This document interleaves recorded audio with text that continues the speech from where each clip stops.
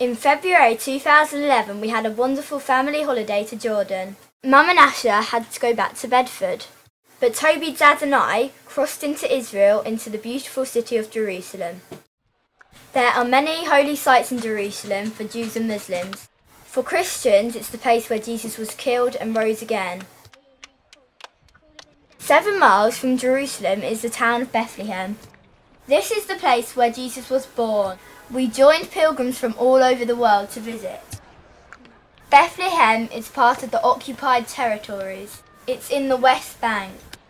Palestinians live here, Muslims and Christians.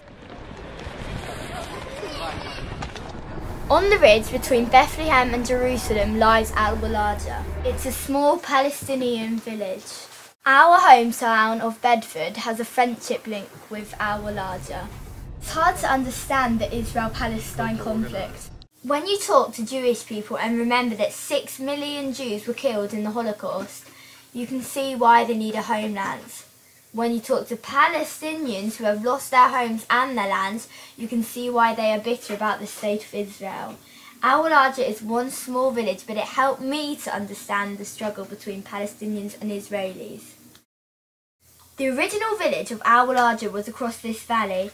In the 1948 war, 70% of village lands were lost to the new state of Israel. Most of the people ended up in refugee camps or fled to Jordan and Lebanon, but some villagers moved across the stream to the other side of the Green Line, and that's where Walaja is now located.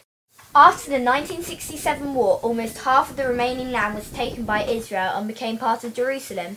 You can see Jerusalem from Walaja, and this is the settlement of Gilo. More village land was taken for this settlement, which is really maddening because the buildings of these settlements is actually illegal under international law. Believe it or not, things got worse. Israel built another settlement called Har Gilo and more land was lost. What they call natural expanding of Har Gilo. So what you see now is... Then Israel decided to build a huge wall to separate Israel and the West Bank. Palestinians called this the apartheid wall, and it's really horrible. But the wall is partly the Palestinians' fault because suicide bombers were blowing up lots of people in Jerusalem, and Israel thought the wall would make them safer. But it's hard for me to see how the wall really helps. Originally, the separation barrier was going to go right through the middle of Walaja, but the villagers challenged this in court and won the case. But now the wall is going to encircle the village. The people will be completely cut off from Jerusalem, and they will only have access to the rest of the West Bank for a single gate. Irene, a community leader in Walaja, took us around the village. The wall that you see here supposedly will close down the village. We'll go around as we're going now with the car, and we'll go around the village and seal it from all sides. And they will seal the entrance. We'll have one gate that someone can open and close, which is the case of many other villages. We're not unique. Palestinians have a really hard time. When about half of Walaja became part of Jerusalem, it meant that people's homes were illegal. All the buildings that you see here is illegal according to Israel, which I call... 45 homes have been destroyed and demolition orders have been put on others. In 2004, over 80 residents of Walaja were arrested for being illegal in Israel while simply staying in their homes. Toby and I made some friends in Walaja. It doesn't seem fair that they have such a hard life and the wall is making things worse. Going through the checkpoint took us ages, and it takes a lot longer for Palestinians. People who used to get up at 7 to be at work at 9 now have to start queuing at 4 in the morning. The wall will separate pupils from their schools and farmers from their olive trees.